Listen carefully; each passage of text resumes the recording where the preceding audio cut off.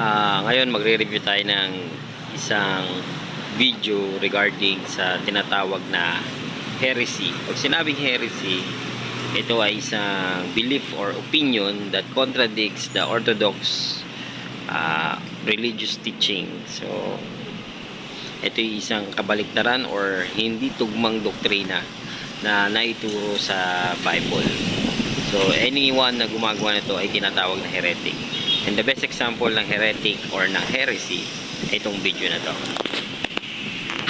Tatay ninyo si Lucifer, tinalo ko dito.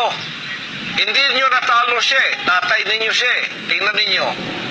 Hawak-hawak niya mga liig ninyo. Tapos libati